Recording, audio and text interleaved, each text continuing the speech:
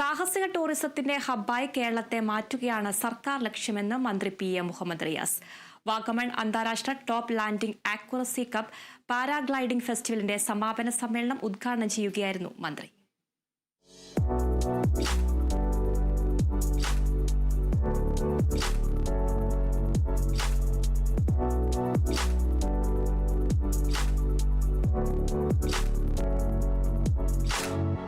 വാഗമണ്ണിനെ കേരളത്തിലെ പാരാഗ്ലൈഡിംഗ് ഡെസ്റ്റിനേഷനാക്കി മാറ്റും.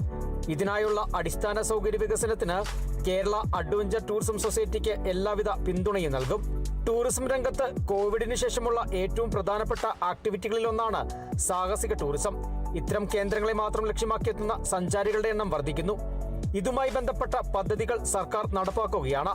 ഭാവിയിൽ സാഹസിക ടൂറിസത്തിന് വലിയ സാധ്യതകളാണ് ഉള്ളതെന്ന് പഠന റിപ്പോർട്ടുകൾ വ്യക്തമാക്കുന്നു.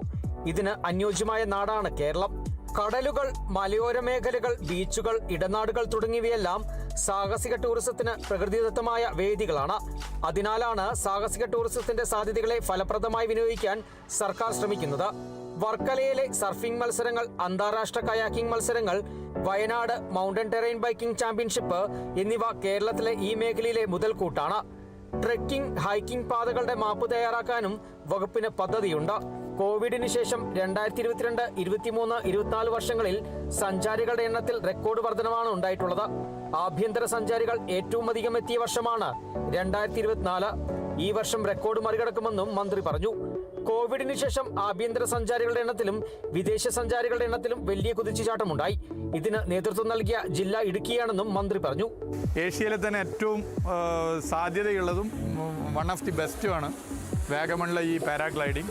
ഇതിൻ്റെ പ്രത്യേകത വളരെ കൂൾ ക്ലൈമറ്റാണ്, വളരെ തണുത്ത കാറ്റ്. താഴോട്ട് നോക്കുമ്പോൾ നമുക്ക് അതിൻ്റെ എല്ലാ കാര്യങ്ങളും കാണാം. മൂന്നാർ കാണാം, ഇടുക്കി ഡാം കാണാം, അതുപോലെ തന്നെ എറണാകുളത്തിൻ്റെ ഭാഗം കാണാം. ഒക്കെ കാണാൻ വേണ്ടി പറ്റും. സഞ്ചാരികളെ സംബന്ധിച്ചിടത്തോളം ഇത്തരം ഒരു പാരാഗ്ലൈഡിങ്ങിൻ്റെ ഒരു പ്രധാന കേന്ദ്രമായി വാഗമൺ മാറുമ്പോൾ കൂടുതൽ ആളുകൾ വരാൻ കാരണമാകും.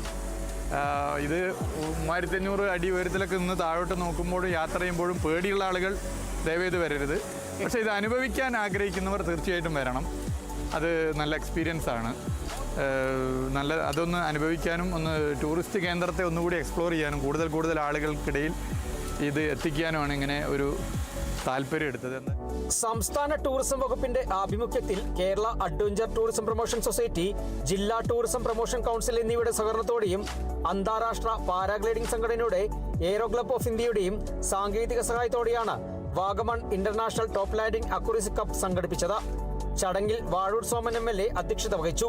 ജില്ലാ panchayat president Rarichan Nirnakkunnel, Azhutha block panchayat president OV Joseph, Elappara panchayat president Mariyamma Thomas, ത്രിതല പഞ്ചായത്ത് അംഗങ്ങൾ, ജില്ലാ ടൂറിസം വകുപ്പ് ഡെപ്യൂട്ടി ഡയറക്ടർ KS ഷൈൻ, ജില്ലാ tourism promotion council secretary Jitheesh Jose, Kerala adventure tourism promotion society CEO Binu Kuriakose തുടങ്ങിയവർ പങ്കെടുത്തു.